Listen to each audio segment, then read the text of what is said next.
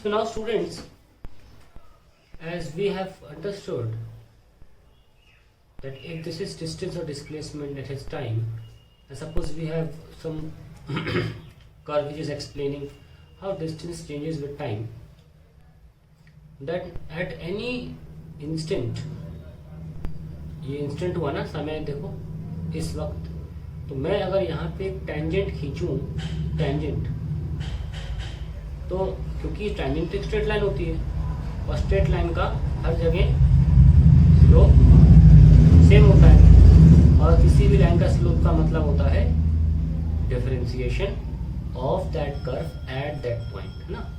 तो differentiation of x time के respect में हो रहा है एट दैट पॉइंट, हमने हमेशा बोला आपको किसी एक पॉइंट पर।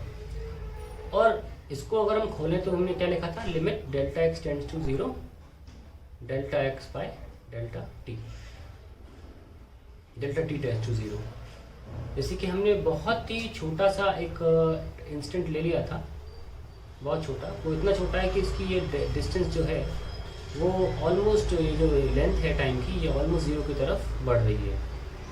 तो इसको ही हम D by D x D T of जो वाई एक्सिस पे है क्वांटिटी एक्स को डिफ्रेंशिएट करने को बोलते हैं। ये हमें समझ लिया। तो हम सब जानते हैं कि a very small displacement upon very small time हो या डिस्प्लेसमेंट अपॉन टाइम हो, हम इसको क्या बोलते हैं, D x by D T को हम बोलते हैं स्पीड। और स्पीड को अभी हम वी से दिखा रहे हैं, हालांकि स्पीड को स्पीड ही लिखा जाता है, लेकिन अगर डिस्प्लेसमेंट की बात चल रही है तो हम इसे वेलोसिटी बोलेंगे। तो ये वेक्टर क्वांटिटीज है, okay. So we have this expression that v is equals to dx by dt.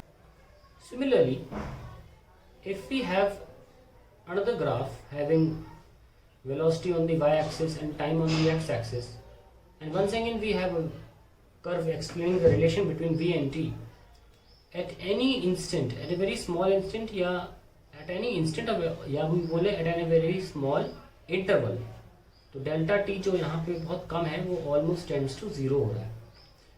अगर उस पॉइंट पे हम एक टेंजेंट बनाएं तो टेंजेंट का स्लोप यानी कि tan थीटा विल बी, ये जो इस, मान लीजिए ये लाइन है राइट साइड वाली, इसको मैं ए और बी बोल लेता हूँ, और लेफ्ट साइड वाली छोटी सी इसको सी डी बोल लेता हूँ। तो इसको मैं अलग से बना लेता हूँ, ऐसे है ना, ये है ना। तो ये बहुत छोटा जो अंतर है, ये तो चेंज इन वेलोसिटी हुआ डेल्टा वी, और ये जो बहुत छोटा अंतर है ये क्या हुआ, change in time delta T. तो delta we by delta T तो एक्सेलरेशन होता है ना, मुझे तो 9 से पता है। तो स्लोप जो है वो, लेकिन ध्यान रखें कि डेल्टा टी टेंड्स टू 0 है, और then we can delta we by delta T.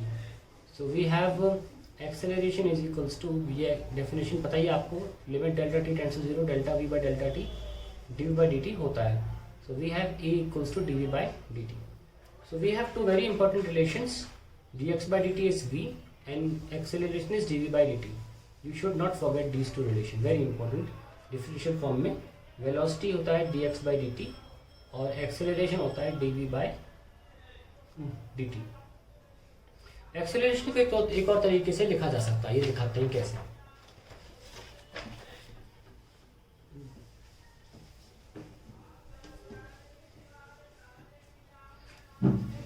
जैसे कि हमने लिखा acceleration as dv by dt, एक इम्प्रोवाइजेशन कर सकते हैं, divide and multiply by dx कर सकते हैं, और उसके बाद हम इसे रिप्लेस कर सकते हैं, नीचे dx ला सकते हैं और dt को बगल में ला सकते हैं, dx बाई dt। तो हमने क्या किया, इसे फ्लिप कर लिया। तो हमको पता है कि ये चीज़ वेलोसिटी होती है और ये dv बाई dx है। This is also a very important expression या relation between acceleration in terms of displacement. So एक acceleration in terms of time था और ये acceleration in terms of displacement भी है। तो we have finally now 3 expressions. Velocity is dx by dt. दूसरा acceleration is dv by dt. और तीसरा acceleration is v dv by dx. अब इनकी मदद से देखिए हम Newton's 3 equation of motion derive करेंगे। Newton's 3 equation of motion we are going to derive.